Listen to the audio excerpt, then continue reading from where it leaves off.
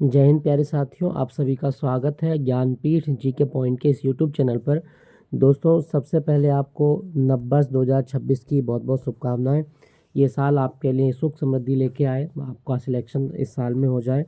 और आइए शुरू करते हैं साल 2026 का पहला मॉक टेस्ट, नई उम्मीदों के साथ, नई आशाओं के साथ। पहला क्वेश्चन, और इस सेट में जो प्रश्न रखे गए हैं वो हिस्ट्री से रिलेटेड है। तो आइए शुरू करते हैं। पहला प्रश्न आपके स्क्रीन पर क्या कहता है? कहा गया है, पल्लवों के शिलालेखों में व्यापारियों के संगठन को किस नाम से जाना जाता था?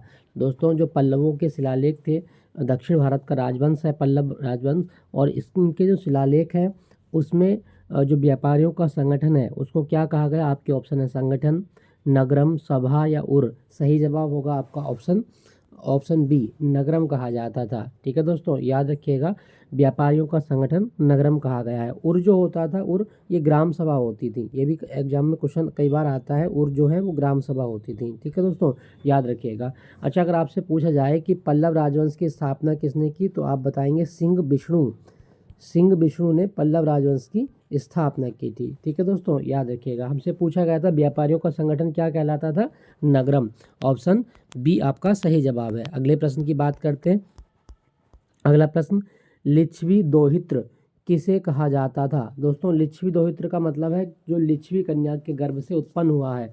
तो आपके ऑप्शन है हर्षवर्धन, समुद्रगुप्त, चंद्रगुप्त, विक्रमादित्य या अशोक।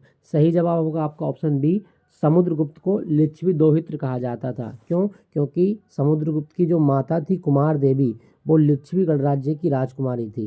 ठीक है दोस्तों, याद रखना, कुमार देवी लिच्छवी गणराज्य की राजकुमारी थी और इसके ही गर्भ से जन्म हुआ था समुद्रगुप्त का। ठीक है दोस्तों, तो लिच्छवी दोहित्र कहा गया समुद्रगुप्त को। समुद्रगुप्त को और क्या कहा जाता है? भारत का नेपोलियन भी कहा गया है। तो ये भी आप ध्यान रखना, भारत का नेपोलियन किसे कहा गया? समुद्रगुप्त को ही भारत का नेपोलियन कहा गया है। ठीक है दोस्तों, ये भी क्वेश्चन एग्जाम में पूछा जाता है। और किसने कहा था? B.A. स्मिथ ने कहा है। बिसेंट स्मिथ के द्वारा समुद्रगुप्त को भारत का नेपोलियन कहा गया। ठीक है दोस्तों, याद रखेंगे।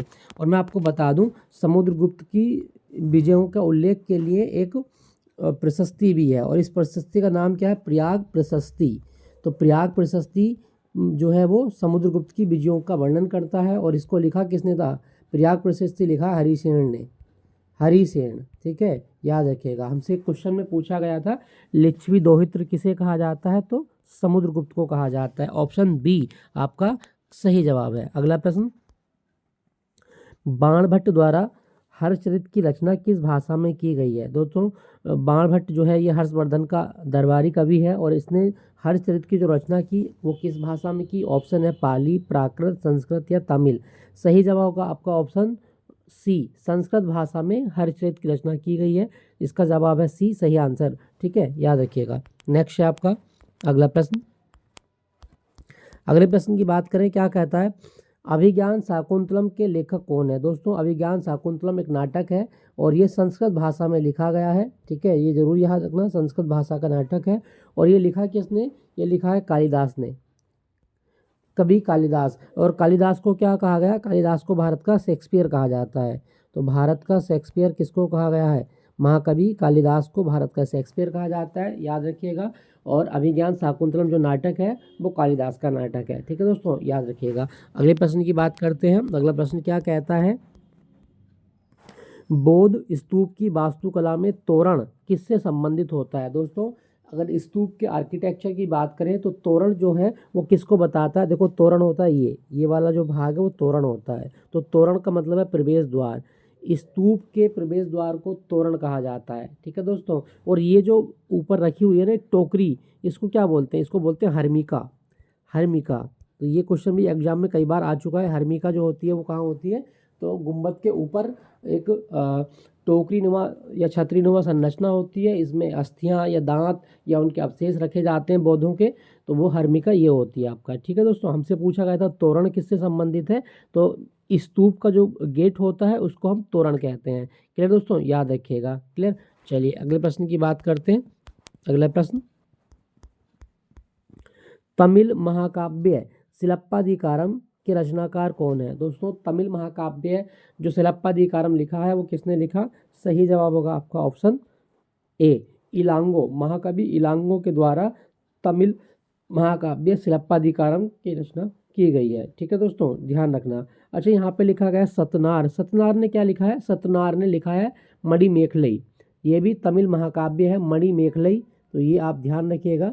मणिमेखलई ग्रंथ के रचनाकार कौन है? तो वो है सतनार। और शिलप्पाधिकारम इलांगो, ऑप्शन ए। नेक्स्ट प्रश्न की बात करते हैं। अगला प्रश्न क्या कहता है?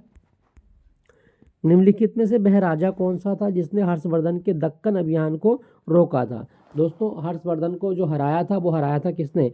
पुलकेशिन द्वितीय ने। और ये जो दोनों का युद्ध है वो नर्मदा का युद्ध कहा जाता है। नर्मदा का युद्ध पुलकेशिन द्वितीय और हर्षवर्धन के बीच लड़ा गया। इसमें पुलकेशिन द्वितीय की विजय हुई और हर्षवर्धन का जो दक्कन का अभियान था उसको रोक दिया गया था। तो सही जवाब होगा आपका ऑप्शन बी, पुलकेशिन द्वितीय के द्वारा हर्षवर्धन का दक्कन अभियान रोका गया था। और ये युद्ध किस नदी के किनारे लड़ा गया था? नर्मदा नदी के किनारे। नेक्स्ट प्रश्न क्या कहता है आपकी स्क्रीन पर? ऋग्वेद में कुल कितने सूक्तों का संग्रह है? दोस्तों, ऋग्वेद में कितने सूक्त मतलब हाइम्स है ना, कितने सूक्त हैं? तो आपके जवाब होगा, ऑप्शन है 1820, 1082, 1075 या 1028। सही जवाब क्या होगा दोस्तों? ऋग्वेद में सूक्तों का संग्रह है 1028। 1028 इसका सही जवाब है। और ये जो 1028 सूक्त है ना वो 10 मंडल में विभक्त है। ये भी आप ध्यान रखना, ऋग्वेद में कितने मंडल हैं? तो 10 मंडल हैं। और दुनिया का सबसे प्राचीन वेद वो ऋग्वेद है। ठीक है दोस्तों, याद रखिएगा। अगला प्रश्न आपका सही जवाब क्या होगा इसमें? ऑप्शन डी, 1028 सूक्त हैं। अगला प्रश्न, किस पिटक से बौद्ध धर्म का इतिहास लिखा जाना शुरू होता है? दोस्तों, अगर हम बात करें पिटक, तो त्रिपिटक होते हैं आपके, और ये बौद्ध धर्म से संबंधित होते हैं। इसमें बुद्ध की शिक्षा, भिक्षु भिक्षुणियों के नियम, बुद्ध के जो आदर्श हैं या बौद्ध धर्म के जो दार्शनिक सिद्धांत है वो सब लिखे गए हैं।